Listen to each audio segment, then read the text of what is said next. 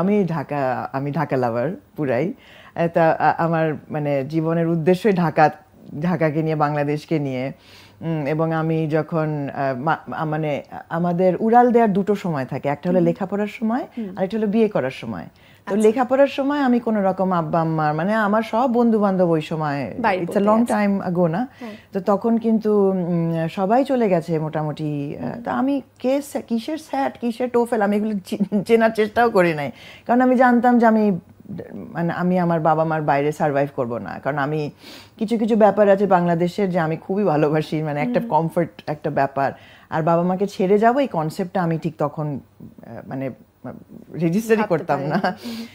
তারপরে second time যখন আমার বিয়ের সময় আসলো, তখন তো সব পাত্ররাই বিদেশে থাকে এবং আমি খুব রিজিড হয়ে বসে থাকলাম যে আমি বাংলাদেশে থাকে এরকম ছেলে আমি বিয়ে করব। এবং আল্লাহ তাই আমার সাথে সুর মেলালেন এবং আমার সেটাই হলো।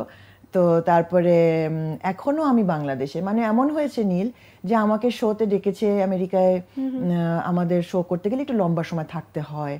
তো আমার সময় দেখা যেত যে আমার হয়তো আমি বাবাকে রেখে গেছি অসুস্থ, কি মাকে রেখে গেছি অসুস্থ, তখন আমার হাতে হয়তো একটাই দিন, আমি বৃহস্পতিবার যেতাম বা শুক্রবার যেতাম, শনিবার শো করে কি রোববার শো করে পরের দিন আমি ফিরে আসতেন। আচ্ছা, তো এরকম ভাবে আমার ডিলগুলো হতো। অথচ আপনাকে দেখে, আপনার গান শুনে, এবং একই সাথে আমরা তো শুধু গান নিয়ে কথা বলছি, আপনি কিন্তু এছাড়াও আরো বিভিন্নভাবে মিডিয়াতে এসেছেন, প্রেজেন্টেশন মানে উপস্থাপনাতে আপনাকে দেখেছি, এবং সেই জায়গাটাতেও নিজের আলাদা একটি মার্ক আপনি রেখে গেছেন। এবং ইংলিশ প্রেজেন্টেশন, আপনার নাম তখন এক নামে সবাই চিনতো।